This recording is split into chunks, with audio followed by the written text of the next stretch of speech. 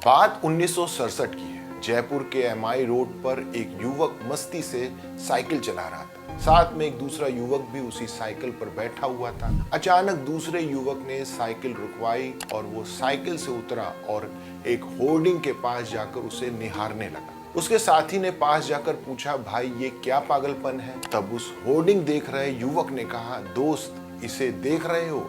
इस होर्डिंग में आज मेहरबान फिल्म का पोस्टर चिपका है।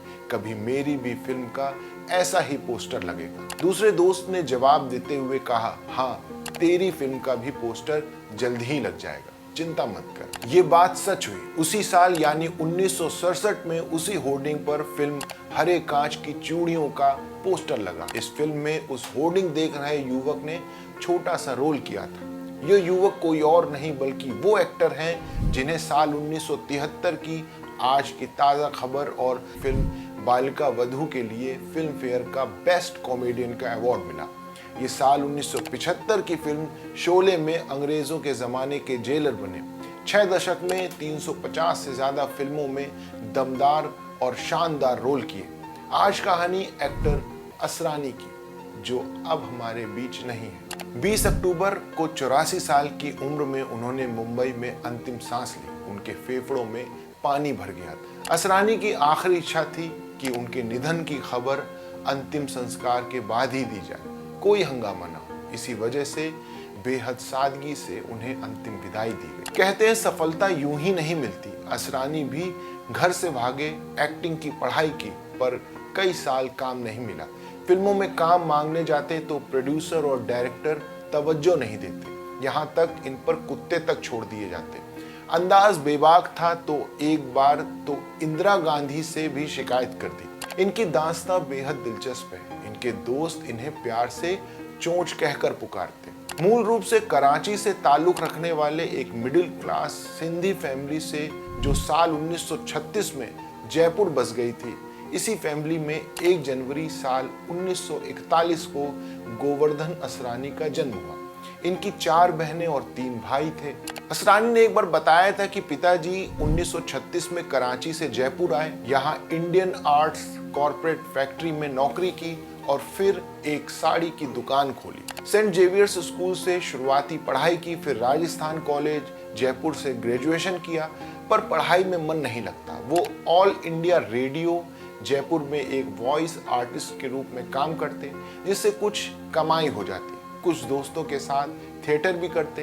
पिताजी चाहते थे कि बेटा या तो सरकारी नौकरी करे या फिर दुकान संभाले, पर असरानी को तो फिल्मों में करियर बनाना था। घर वालों से अक्सर विवाद होता तो 21 साल की उम्र में भागकर मुंबई आ गए। 1 साल के लिए भटके। खर्चा उस पैसों से चला जो उन्होंने जयपुर में नाटक करके कमाए थे। काम की तलाश में स्टूडियो चक्कर लगाते। ऐसे ही अचानक साल 1963 में उनकी मुलाकात एक्टर और डायरेक्टर किशोर साहू और great film director Rishikesh Mukherjee से हो गई। उन दोनों ने काम तो नहीं दिया पर एक सलाह दे दी। उनके सलाह मानकर असरानी ने film and television institute Pune में दाखिला ले लिया। साल 1966 में कोर्स पूरा किया। डिग्री हाथ में थी पर काम नहीं था। अगले 5 साल कुछ खास काम नहीं मिला। हम कहाँ जा रहे हैं, हरे कांच की चूड़ियां, उमंग और सत्यकाम जैसी कुछ फिल्मों में छोटे मोटे रोल ही मिले। संघर्ष जारी था। खर्चा चलाने के लिए वो फिल्म एंड टेलीविजन इंस्टीट्यूट में टीचर बन गए, जहां वो जया बच्चन, शबाना आजमी, डैनी जैसे एक्टर्स को पढ़ाते थे। एक इंटरव्यू में असरानी ने बताया था कि वो हर शुक्रवार को पुणे से मुंबई काम ढूंढने जाते। ऋषिदा के बंगले के बाहर जाते। वो दिखते तो उनसे काम मांगते, पर ऋषिदा कहते अंदर मत आना, कुत्ते हैं।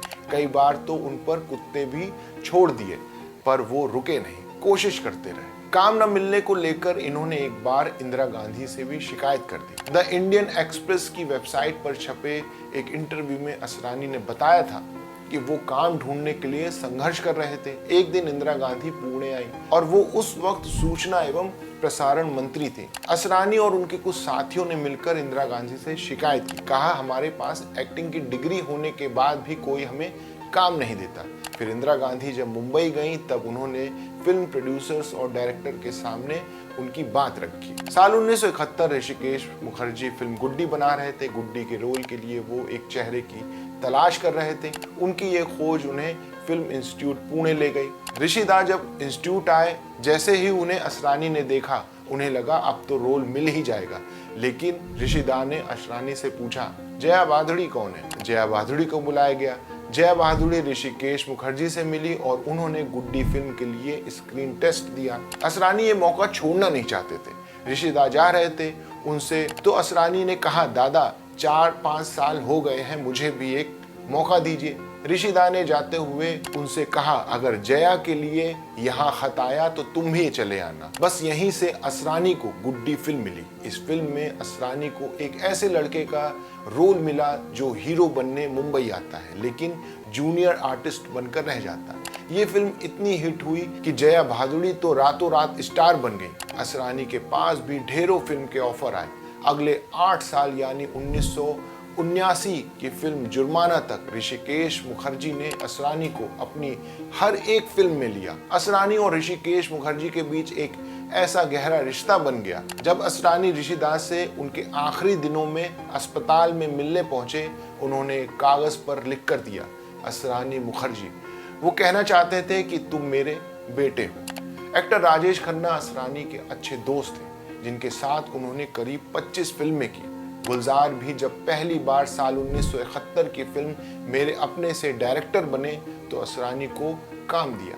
फिल्म मेरे अपने में मीना कुमारी, विनोद खन्ना और शत्रुघ्न सिन्हा के साथ असरानी के काम को नोटिस किया गया। असरानी को साल 1973 की फिल्म नमक हराम की शूटिंग के दौरान एक्ट्रेस मंजू बंसल से इश्क हुआ, उनसे शादी की। साल 2004 के लोकसभा चुनाव में कांग्रेस का दामन थामा और असरानी राजनीति में आए, लेकिन इस गलियारे में वो जम नहीं पाए। गुजराती फिल्म 7 कैदी में काम करने के लिए गुजरात सरकार से सम्मानित असरानी पुराने जमाने से लेकर आज के जमाने तक फिल्मों में एक्टिव रहे। अपने निधन से कुछ घंटे पहले ही गोवर्धन असरानी के आधिकारिक सोशल मीडिया अकाउंट से दिवाली की शुभकामनाओं वाली आखिरी पोस्ट को साझा किया गया। आज वे नहीं है तो बस वही आवाज गूंजती है, हम अंग्रेजों के ज़माने के जेलर हैं और हम सब मुस्कुरा उठते हैं, क्योंकि असरानी सिर्फ हंसाते नहीं थे, वो ज़िंदगी में हंसी का एहसास छोड़ जाते।